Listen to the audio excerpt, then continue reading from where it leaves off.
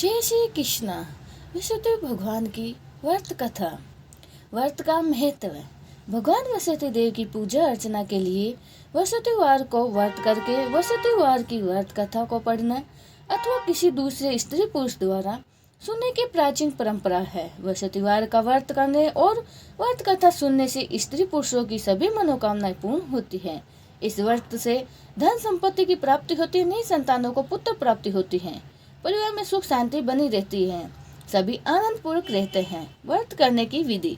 वसुदेववार को सूर्य उदय से पहले उठकर स्नान आदि से निवृत्त होकर भगवान वसुदेव का स्मरण करते हुए व्रत का आरंभ करना चाहिए। उपासक को घर के किसी छोटे कक्ष में या बड़ा पूजा स्थल में उसमें बनाकर भगवान विष्णु की वसुदेव की प्रतिमा की स्थापना करनी चाहिए। घर के समीप ही किसी मंदिर में जाकर भगवान वसुदेव की पूजा करनी चाहिए। भगवान वसुदेव पूजा में पीले रंग के पुष्प, पीले रंग की सामग्री को विशेष रूप से पसंद करते हैं, इसीलिए स्नान करने के बाद पीले रंग के वस्त्र धारण करने का विशेष महत्व बताया गया है। पीले रंग के पुष्प, केले और पीले चंदन से भगवान वसुदेव की पूजा का विधान है। वसुदेववार के व्रत में उपासक को पूरे दिन में एक समय ही भोजन करना चाहिए। व्रत करने वाले पुरुष वसुदेववार को दाढ़ी व सिर के बाल ना कटवाएं। पूजा के समय भगवान वसुदेव से जो मनोकामना प्रकट की जाती है वे उसे मनोकामना को पूर्ण करते हैं। इस व्रत कथा पढ़ने और श्रवण करने का विशेष महत्व बताया गया है। वसुदेववार की व्रत कथा। प्राचीन समय की बात है। भारत में एक राजा राज्य करता था। वह बड़ा ही प्रतापी तथा दानी था। वह नित्य प्रतिदिन मंदिर में जाकर भगवान दर्शन करने जाता था। वह ब्राह्मण और गुरु की सेवा किया करता था। उसके द्वार पे कोई भी याचक निराश होकर नहीं लौटता था। वह प्रत्येक गुरुवार को व्रत रखता एवं पूजन करता था। हर दिन गरीबों की सहायता करता, परंतु यह सब बात उसकी रानी को अच्छी नहीं लगती थी। वह न ही व्रत करती और न ही किसी को एक भी पैसा दान देती थी। वह राजा को भी ऐसा करने से मना किया करती थी। एक समय की बात है कि राजा शिकार खेलने के लिए वन में चला गया था। घर पर रानी और दासी थी। उस समय गुरु वसुदेव साधु रूप में धारण करके राजा के दरवाजे पर भिक्षा मांगने के लिए आए। साधु ने रानी से भिक्षा मांगी तो वह कहने लगी, हे साधु महाराज, मैं इस दान पुण्य से तंग आ गई हूँ। इस कार्य करने के लिए तो मेरे पति देव ही बहुत है। आप ऐसी कृपा करें जिससे सारा धन नष्ट हो जाए और मैं आराम से रह सकूं। साधु रूपी वसुदेव ने कहा, हे देवी, तुम भी बड़ी ही विचित्र हो। संतान और धन से कोई दुखी नहीं होता है, इसको तो सभी चाहते हैं। पापी भी पुत्र और धन की इच्छा करता है।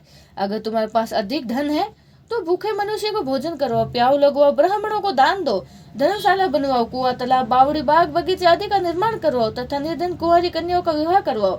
साथ ही यज्ञ आदि करो। इससे इस प्रकार के कर्मों से तुम्हारे कुल का और तुम्हारा नाम परलोक में सार्थक होगा और स्वर्ग की प्राप्ति होगी। परंतु रानी साधु की इन बातों से खुश नहीं हुई। उसने कहा, हे साधु महाराज, मुझे ऐसे धन की आवश्यकता नहीं जिसे मैं अन्य लोगों को दान कर सकूं तथा जिसको रखने और संभालने में ही मेरा सारा समय नष्ट हो जाए।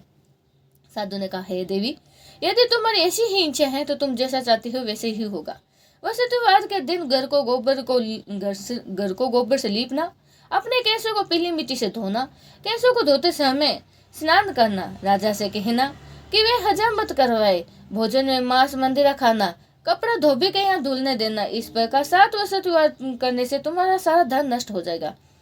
यही कहकर साधु महाराज रूपी वसुदेव अंतर ध्यान हो गए। रानी ने साधु के कहे अनुसार 7 वसुदेववार तक ऐसा ही करूंगा ऐसा विचार किया। साधु के बताए अनुसार कार्य करते हुए केवल 3 वसुदेववार ही बीते थे। उनकी संपत्ति धन सब नष्ट हो गया। भोजन के लिए दोनों समय परिवार तरसने लगा तथा संसारिक भोगों से दुखी रहने लगा। तब राजा ने रानी से कहा, हे रानी, तुम यहाँ पर रहो, मैं अब परदेश जा रहा हूँ, वहां जाकर कोई काम धंधा करूंगा, शायद हमारा भाग्य बदल जाए। ऐसे कहकर राजा परदेश चला गया। वहां जंगल में जाकर लकड़ी काट कर लाता और शहर में बेचकर अपना जीवन व्यतीत करने लगा। इधर राजा के बिना रानी और दासी दुखी रहने लगे। किसी दिन भोजन मिलता और किसी दिन जल पीकर ही काम चला लेते थे। एक समय की बात है कि दासी और रानी को 7 दिन भोजन के बिना ही व्यतीत करना पड़ा। तो रानी ने अपनी दासी से कहा, यहाँ पास ही के नगर में मेरी बहन रहती है, मैं बड़ी ही धनवान है। तू उसके पास जाकर 5 सेर बेसन मांग के लिया, जिससे कुछ समय का गुजारा हो जाएगा। दासी रानी की बहन के पास गई। रानी की बहन उस समय पूजा कर रही थी। वसुदेववार का दिन था। दासी ने रानी से कहा, हे रानी, मुझे आपकी बहन ने भेजा है, मुझे 5 शेर बेसर दे दो। दासी ने ये बात अनेकों बार कही, परंतु उसकी रानी की बहन कोई उत्तर नहीं दिया, क्योंकि वह उस समय वसुदेव की कथा सुन रही थी। जब दासी को रानी की बहन से कोई उत्तर नहीं मिला तो वह बहुत ही दुखी हुई और उसे क्रोध भी आया। वह लौटकर रानी से बोली, हे रानी, आपकी बहन तो बहुत ही धनी स्त्री है, वह छोटे लोगों से बात भी नहीं करती है। मैंने उसे बहुत बार कहा परंतु उसने उत्तर नहीं दिया, मैं वापस चली आई। रानी बोली, हे दासी, इसमें उसका कोई दोष नहीं है। जब बुरा वक्त आता है तब कोई सहारा नहीं देता है। अच्छे बुरे का पता तो विपत्ति में ही लगता है। जो ईश्वर की इच्छा होगी वही होगा। यह सब हमारे भाग्य का ही दोष है। उधर रानी की बहन सोचने लगी, मेरी बहन की दासी आई थी परंतु मैं उसे नहीं बोली, उसे बहुत ही दुख हुआ होगा। अतः कथा सुनकर और विष्णु भगवान की पूजा समाप्त करके वह अपनी बहन के घर आई और कहने लगी, हे बहन, मैं वसुदेव का व्रत कर रही थी, तुम्हारी दासी मेरे घर आई थी, परंतु उस समय कथा होती है तब हम लोग ना ही उठते हैं और ना ही बोलते हैं, इसीलिए मैं नहीं बोली। कहो दासी क्यों गई थी? रानी बोली, बहन, हमारे घर पर अनाज नहीं है। वैसे तुझसे कोई बात छुपी तो है नहीं, इस कारण मैंने दासी को तुम्हारे पास 5 शेर बेसर लेने के लिए भेजा था। रानी की बहन बोली, हे बहन, वसुदेव भगवान सबकी मनोकामना पूर्ण करते हैं। देखो, शायद तुम्हारे घर पर ही अनाज रखा होगा। यह सुनकर दासी घर के अंदर गई और वहां उसे एक घड़ा बेसर से भरा हुआ मिला। उसे बड़ी ही हैरानी हुई क्योंकि उसने एक एक बर्तन देख लिया था। उसने बाहर आकर रानी को बताया। दासी अपनी रानी से कहने लगी, हे रानी, देखो, वैसे तो हम जब अन्न नहीं मिलता है तो हम रोज ही व्रत ही करते हैं। अगर इसे व्रत की विधि पूछ ली जाए और कथा पूछ ली जाए तो उसे भी हम किया करेंगे। दासी के कहने पर रानी ने अपनी बहन से पूछा कि हे बहन, वसुदेव व्रत के बारे में पूछा कि उसकी बहन ने बताया, हे रानी बहन, वसुदेव को सूर्य उदय से पूर्व उठना, स्नान करके वसुदेव का व्रत करना चाहिए, लेकिन उस दिन सिर नहीं धोना चाहिए। वसुदेव के व्रत में चने की दाल और मुनक्का से भी विष्णु भगवान के केले का वृक्ष के जड़ में पूजन करना चाहिए तथा दीपक जलाए। उस समय दिन में एक समय ही भोजन करना चाहिए। भोजन पीले खाद का होना चाहिए, पदार्थ का होना चाहिए और कथा सुने। इस प्रकार कहने से गुरु भगवान प्रसन्न होंगे और अन्न पुत्र धन देते हैं, मनोकामनाएं पूर्ण करते हैं। व्रत और पूजन की विधि बताकर रानी की बहन अपने घर लौट चली। रानी और दासी दोनों ने निश्चय किया कि वसुदेव के भगवान का पूजन जरूर करेंगे। 7 दिन के बाद जब वसुदेव आया तो उन्होंने व्रत रखा। घोड़सवार से जाकर चना और गुड़ बीन कर ले आए। उसकी दाल से केले की जड़ की पूजा की, भगवान का पूजन किया। अब पीला भोजन कहाँ से लाए? दोनों बड़ी ही दुखी हुई, परंतु उन्होंने व्रत किया। इस कारण वसुदेव भगवान बहुत ही प्रसन्न हुए। एक साधारण व्यक्ति के रूप में 2 थाली में सुंदर पीला भोजन लेकर आए और दासी को बोले, हे दासी, यह भोजन तुम्हारी रानी और तुम्हारे लिए है, तुम दोनों ही कर लेना।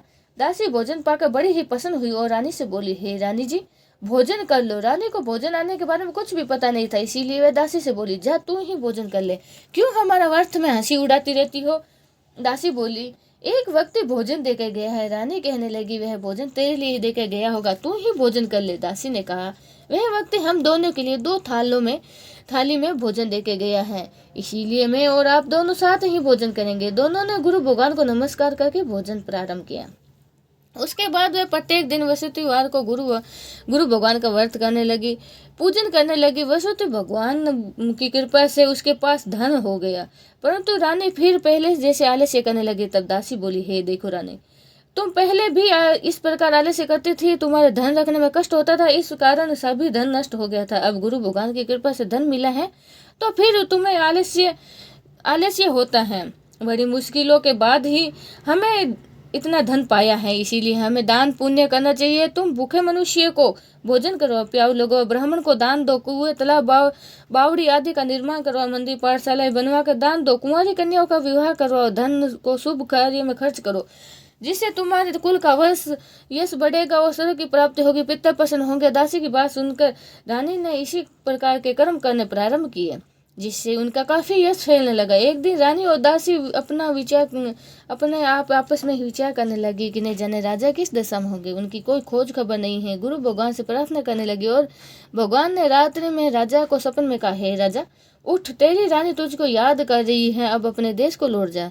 राजा प्रातः काल उठकर जंगल में से लकड़ियां काट कर लाने लगा, जंगल की ओर चल पड़ा।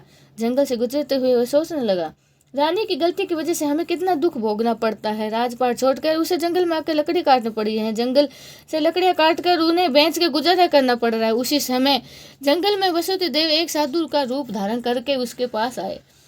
राजा के पास आकर बोले, हे लकड़हारे, तुम इस सुनसान जंगल में किस चिंता में बैठे हो, मुझे बताओ। यह सुनकर राजा के नेत्रों में जल भर आया और साधु से वंदना करने लगा। हे साधु, हे प्रभु, आप तो सब कुछ जानने वाले हैं। इतना कहकर राजा ने साधु को अपनी संपूर्ण कहानी बता दी। महात्मा दयालु होते हैं। वह राजा से बोले, हे राजा, तुम्हारी पत्नी ने वसुदेव के प्रति बहुत ही बड़ा अपराध किया था, जिसके कारण तुम्हारी यह दशा हुई है। अब किसी प्रकार की चिंता मत करो, भगवान तुम्हें पहले से अधिक धन देंगे। देखो, तुम्हारी पत्नी ने वसुदेव का व्रत प्रारंभ कर दिया है। अब तुम भी वसुदेव का व्रत करने के लिए चने की दाल गुड़ में लोटे में डालकर केले का पूजन करो, फिर कथा कहो।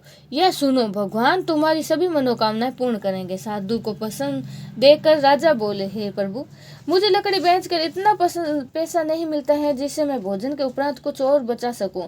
मैंने रात्रि में अपनी रानी को व्याकुल देखा है, पर मेरे पास ऐसा कोई साधन नहीं है जिससे मैं समाचार जान सकूं। फिर भी वसुदेव देव की कहानी क्या करूंगा, मुझको तो कुछ भी मालूम नहीं है। साधु ने कहा, है महाराज, तुम किसी बात की चिंता मत करो। वसुदेव के दिन तुम रोज की तरह ही लकड़ी को शहर में लेकर जाना। तुम्हें रोज से दुगुना धन प्राप्त होगा, जिससे तुम भली भांति भोजन कर लोगे तथा वसुदेव देव की कथा का पूजन सामान भी आ जाएगा। वसुदेव की कथा इस प्रकार है। वसुदेव देव की कथा। प्राचीन काल में एक बहुत ही निर्धन ब्राह्मण था। उसके कोई संतान नहीं थी। वह नित्य पूजा पाठ करता, परंतु उसकी स्त्री बहुत ही मलिन के साथ रहती थी। वह न ही स्नान करती और न ही किसी देवता का पूजन करती थी। प्रातःकाल उठते ही सर्वप्रथम भोजन करती थी, बाद में ही कोई अन्य कार्य करती। ब्राह्मण देवता बहुत दुखी रहते थे। पत्नी को बहुत समझाते, किंतु उसके कोई परिणाम नहीं निकलता था। भगवान की कृपा से ब्राह्मण की स्त्री को एक कन्या उत्पन्न हुई। वह कन्या अपने पिता के घर यहाँ बड़ी होने लगी। वह बालिका प्रातः स्नान करके भगवान विष्णु का जाप करने लगती थी और वह बचपन में ही वसुदेव का व्रत करने लगी। पूजा पाठ समाप्त करके स्कूल जाते समय अपनी मुट्ठी में जौ भर कर ले जाती और पाठशाला जाने के मार्ग में डालती जाती। वहीं जो क्षण के हो जाते तो लौटते समय उनको बीन कर ले आ जाते थे। एक दिन वह बालिका सूप में उन सोने के जौ को फटक रही थी और साफ कर रही थी। उसकी माँ ने देख लिया और कहा, हे बेटी, सोने के सूप को जौ को फटकने से सोने का सूप होना चाहिए। दूसरे दिन गुरुवार था। इस कन्या ने व्रत रखा था। वसुदेव देव से प्रार्थना करने लगी, हे प्रभु, यदि मैंने सच्चे मन से आपकी पूजा करी हो तो मुझे सोने का सूप दे दो। वसुदेव देव ने उसकी प्रार्थना स्वीकार कर ली। रोजाना की तरह वह कन्या जौ फैलाती हुई स्कूल चली गई। स्कूल से लौटते समय वह जौ बीन रही थी तो उसे वसुदेव देव की कृपा से सोने का सूप मिला। वह उसे अपने घर ले आए और उसे जो साफ करने लगी, परंतु उसकी माँ का वही ढंग रहा। एक दिन की बात है कि वह कन्या सोने के सूप में से जो साफ कर रही थी कि उसी समय नगर का राजकुमार वहां से निकला। इस कन्या को कन्या के रूप में सोने के सूप से जो को साफ करते हुए देखा, वह कन्या पे मोहित हो गया। राजमेला के भोजन तथा जल त्याग कर उदास होकर लेट गया। राजा को जब पता चला कि राजकुमार के द्वारा अन्न जल त्यागने का समाचार ज्ञात हुआ तो अपने मंत्री के साथ अपने पुत्र के पास गए और बोले, हे पुत्र, तुम्हें किस बात का कष्ट है? क्या किसी ने तुम्हारा अपमान किया है अथवा कोई कारण है तो बताओ, मुझे बताओ, मैं वही करूंगा जिसे तुम्हें पसंद हो।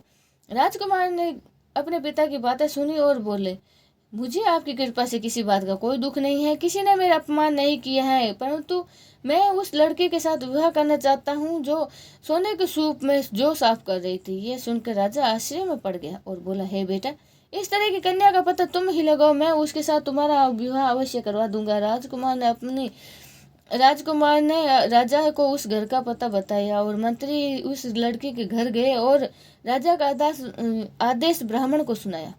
कुछ ही दिन बाद ब्राह्मण कन्या का विवाह राजकुमार के साथ संपन्न हो गया। कन्या के घर से जाते ही उस ब्राह्मण देवता के घर में पहले के भांति गरीबी ने निवास कर लिया। अब भोजन के लिए ही अन्न बड़ी मुश्किल से मिलने लगा। एक दिन दुखी होकर ब्राह्मण अपनी पुत्री से मिलने गया। बेटी ने पिता के दुख की अवस्था को देखकर अपनी माँ का समाचार पूछा। ब्राह्मण ने सभी हाल कह दिया। कन्या ने बहुत सारा धन देकर अपने पिता को विदा किया। इस तरह ब्राह्मण कुछ समय सुखपूर्वक व्यतीत होने के बाद कुछ समय के बाद वही हाल हो गया। ब्राह्मण फिर अपनी कन्या के यहाँ गया और सभी हाल बोला तो पुत्री ने बोली, हे पिताजी, आप माताजी के यहाँ लिवाओ, मैं उन्हें वह विधि बताऊंगी जिससे गरीबी दूर हो जाएंगे। ब्राह्मण देवता अपनी स्त्री को साथ लेकर अपनी पुत्री के पास पहुंचे। राजमहल में पहुंचते ही पुत्री अपनी माता को समझाने लगी, हे माँ, तुम्हें प्रातः काल उठ कर प्रथम स्नान करके विष्णु भगवान का पूजन करना चाहिए तो दरिद्रता दूर हो जाएगी। परंतु उसकी माँ का उसकी एक भी बात का कोई फर्क नहीं पड़ा। वह प्रातः काल उठकर अपनी पुत्री का बचाव जूठा खाने लगी। एक दिन उसकी पुत्री को बहुत गुस्सा आया। उसने रात में एक कोठरी का सारा सामान बाहर निकाल दिया और अपनी माँ को उसमें बंद कर दिया। प्रातः उसमें से निकाल के उसने स्नान आदि पूजा पाठ करवाया, जिससे उसकी माँ की बुद्धि ठीक हो गई। इसके बाद वह नियम पूर्वक से पूजा पाठ करने लगे और प्रत्येक वसुतिवार का व्रत करने लगे।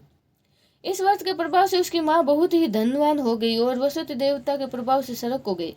वह ब्राह्मण को सुख पूर्वक इस लोक का सुख भोगा और सड़क की प्राप्ति हुई और धीरे धीरे इस तरह की प्राप्ति हुई और इस तरह कहानी के साधु देवता भी वहां से लोप हो गए। धीरे धीरे समय व्यतीत होने लगा।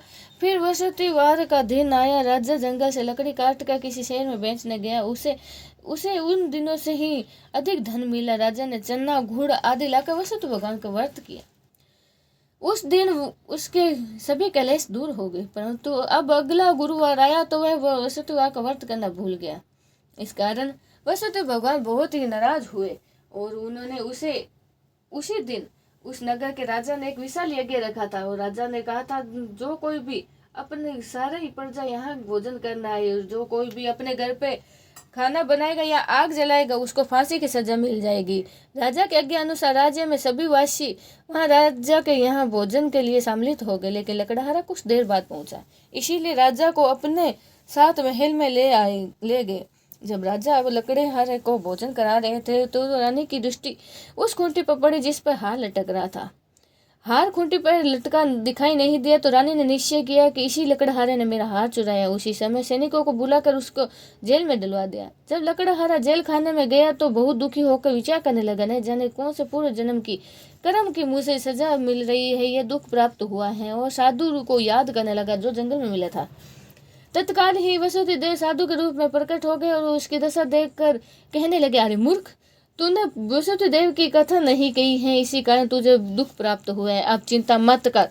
वसुतिवार के दिन जेल खाने के दरवाजे पर तुझे 4 पैसे पड़े मिलेंगे, जिससे तू वसुति देव की व्रत कथा करना, तेरे सभी कष्ट दूर हो जाएंगे। अगले वसुतिवार उसे जेल के द्वार पर 4 पैसे मिले। राजा ने पूजा का सामान मंगवा कर कथा कही और प्रसाद बांटा। उसी रात्रि को वसुति देव ने उस नगर के राजा के सपन में कहा, हे राजा, तुमने जिस आदमी को जेल खाने में बंद करके रखा है वह निर्दोष है, वह राजा है, उसे छोड़ दो। रानी का हार उसी खूंटी पर लटका हुआ है, अगर तू ऐसा नहीं करेगा मैं तेरा राज्य नष्ट कर दूंगा। राजा प्रातः काल उठकर उस खूंटी पर हार टंगा हुआ देखा। लकड़हारे को बुलाकर क्षमा मांगी और तथा राजा के योग्य सुंदर आभूषण वस्त्र भेंट करके उसे विदा किया। गुरु भगवान की आज्ञा से राजा उससे अपने नगर को चल दिया। राजा जब अपने नगर के निकट पहुंचा तो उसने बड़ा ही आश्चर्य हुआ। नगर में पहले से अधिक बाग, तालाब, कुएं तथा बहुत सी धर्मशाला, मंदिर बने हुए थे। राजा ने पूछा, यह किसका बाग और धर्मशाला है? तब नगर के सब लोग कहने लगे कि ये सब रानी और दासी द्वारा बनाया गया है। राजा को आश्चर्य हुआ और गुस्सा भी आया। जब रानी ने खबर सुनी कि राजा आए हैं तो उसने अपनी दासी से कहा, हे दासी, देखो राजा हमको कितनी बुरी हालत में छोड़ के गए हैं, अब हमें ऐसी हालत में देखेंगे तो कहीं वो लौट ना जाए, इसलिए तू दरवाजे पे खड़ी हो जा। रानी के आज्ञा अनुसार दासी दरवाजे पे खड़ी हो गई। तब राजा आए और अपने साथ महल में ले आए। राजा ने क्रोध करके अपनी तलवार निकाली और रानी से पूछने लगे, बताओ यह धन तुम्हें कैसे प्राप्त हुआ है? तब रानी ने बताया, हमें यह धन सब वसुति देव के व्रत के प्रभाव से प्राप्त हुआ है। राजा ने निश्चय किया कि 7 रोज तो कहानी सभी कहते हैं, वसुति देव का पूजन सभी करते हैं, परंतु मैं हर रोज में 3 बार कथा कहूंगा तथा रोज ही व्रत किया करूंगा। अब हर समय राजा के दुपट्टे में चने की दाल बांधी रहती थी। दिन में 3 बार व्रत कथा कहता था। एक रोज राजा ने विचार किया कि चलो अपनी बहन के यहाँ हो आए। इस तरह निश्चय करके राजा घोड़े पर सवार होकर बहन के यहाँ चल दिया। मार्ग में उसे जाते समय कुछ आदमी एक मुर्दे को लेकर जा रहे थे। उन्हें रोककर राजा ने कहा, अरे भाई, मेरी वसुतिवार की कथा सुन लो। वो बोले, लो, हमारे तो यहाँ आदमी मर गया और इसकी कथा की पड़ी है, परंतु कुछ आदमी बोले, अच्छा कहो, हम भी तुम्हारी कथा सुन लेंगे। राजा ने दाल निकाली और कथा कहनी शुरू कर दी। जब कथा आदि हुई तो मुर्दा हिलने लगा। जब कथा समाप्त हुई तो राम राम करते हुए वह मुर्दा खड़ा हो गया। राजा आगे बढ़ा और उसे चलते चलते शाम हो गई। आगे मार्ग में एक किसान खेत में हल जोत रहा था। राजा ने उसे बोला, अरे भाई, तुम मेरी वसुतिवार की कथा सुन लो। किसान बोला, जब तक तेरी कथा सुनूंगा तब तक 4 हरिया जोत लूंगा, अपनी कथा किसी और को जाकर सुनाना। राजा के आगे चलते ही, राजा के हटते ही बैल 5 खा के गिर पड़ा और किसान के पेट में बहुत जोर से पेट में दर्द होने लगा। उसी समय किसान की माँ रोटी लेकर आई। उसने जब देखा कि अपने पुत्र को सब हाल बता दिया। बेटे के सभी हाल जानकर बुढ़िया दौड़ी दौड़ी घुड़सवार के पास गई और बोली, है मैं तेरी कथा सुनूंगी, पर तू अपनी कथा मेरे खेत में चलकर कहना। राजा लौट के बुढ़िया के खेत में जाकर कथा कही, जिसके सुनते ही बैल खड़ा हो गया तथा किसान के पेट का दर्द भी बंद हो गया। राजा अपनी बहन के घर पहुंच गया। बहन ने भाई की खूब मेहमान नवाजी करी। दूसरे रोज ही प्रातःकाल राजा जागा तो देखा कि सब कोई भोजन कर रहे हैं। राजा ने अपनी बहन से पूछा कि बहन, ऐसा कोई मनुष्य है जिसने भोजन नहीं किया हो तो मेरी वसुतिवार की कथा सुन ले। तो बहन ने बोली, हे भैया, यह देश ऐसा ही है, यहाँ पे पहले सभी लोग भोजन करते हैं, उसके बाद अन्य काम करते हैं। अगर कोई पड़ोस में होगा तो मैं देख के आती हूँ। ऐसा कहकर बहन देखने चली गई, परंतु ऐसा कोई व्यक्ति नहीं था जिसने भोजन नहीं किया हो। एक कुम्हार के घर गई जिसके लड़का बीमार था। उसे मालूम हुआ यहाँ पर 3 दिन से किसी ने भोजन नहीं किया है। रानी ने अपने भाई की कथा सुनने के लिए कुम्हार से कहा। वह तैयार हो गई। राजा ने जाकर वसुतिवार की कथा कही, जिसको सुनकर लड़का ठीक हो गया। अब राजा की प्रशंसा होने लगी। एक दिन राजा ने अपनी बहन से कहा, हे बहन, मैं अपने घर जा रहा हूँ, तुम भी तैयार हो जाओ। राजा की बहन अपनी सास से अपने भाई के साथ जाने की आज्ञा मांगे तो सास बोली, तुम तो चली जाओ, परंतु अपने लड़के को साथ मत लेके जाना, क्योंकि तेरे भाई के यहाँ कोई संतान नहीं है। वह बहन अपने भाई से कहने लगी, हे भैया, मैं तो चलूंगी, परंतु मेरा कोई बालक नहीं चलेगा। राजा ने कहा, जब कोई बालक ही नहीं चल रहा है तो तुम जाके क्या करोगे।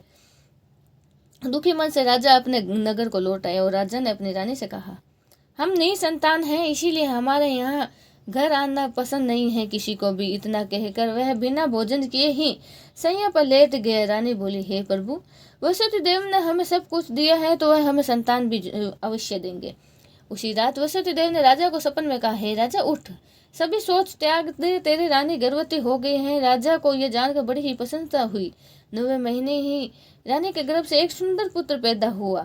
जब राजा की बहन ने यह शुभ समाचार सुना तो वह बहुत ही खुश हुई और बधाई लेकर अपने भाई के यहाँ आई। तभी रानी ने बोला, घोड़िया चढ़ के तो नहीं आई, गधिया चढ़ के आई। राजा की बहन बोली, भाई, इस प्रकार अगर मैं नहीं कहती तो तुम्हें औलाद कैसे मिलती। वसुति देव ऐसे ही हैं, जिसके मन में जो कामनाएं होते हैं सभी को पूर्ण करते हैं और सद्भाव पूर्वक वसुतिवार का व्रत करता है एवं पढ़ता है, कथा सुनता है, अर्थात दूसरों को कथा सुनाता है। वसुति देव उसकी सभी मनोकामनाएं पूर्ण करते हैं। वसुति देव की उनकी सदैव रक्षा करते हैं। जो संसार के सद्भाव से सच्चा हृदय से वसुति देव का पूजन करते हैं, उनकी सभी मनोकामनाएं पूर्ण होती हैं, उसी प्रकार पूर्ण होती हैं जैसे राजा और रानी की हुई थी। वसुति देव की कथा का गुणगान किया, उनकी सभी इच्छाएं वसुति देव ने पूर्ण की। मनुष्य को हृदय से उनका मनन करते हुए जयकार करना चाहिए। बोलिए वसुति भगवान की जय हो। अब वसुति भगवान की आरती। ओम जय वसुमती देवा, प्रभु जय वसुमती देवा, छिन छिन भोग लगाऊं, छिन छिन भोग लगाऊं, कदली फल मेवा।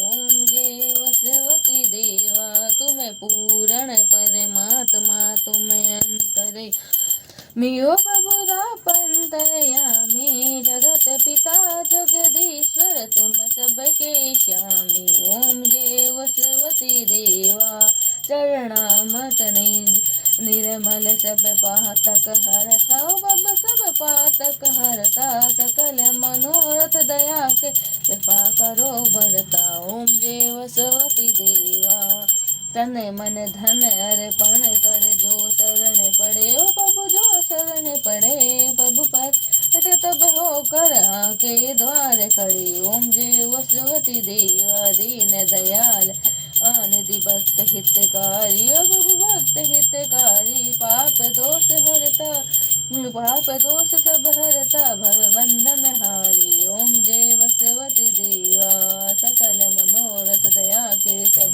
सहयन हारी। ओ प्रभु सब सहयन हारी, शिव विकार मिटाओ, विकार मिटाओ, संतन सुखकारी। ओम जय वसवती देवा, जो कोई आरत तेरी प्रेम सहित गावे, ओ प्रभु प्रेम सहित गावे, जेठानंद नंद कर सो निश्चय पावे। ओम जय वसवती देवा, ओम जय वसवती देवा, ओ प्रभु जय वसवती देवा। छीने छीने भोग लगाऊं शिवा, जय वसवती देवी की जय हो।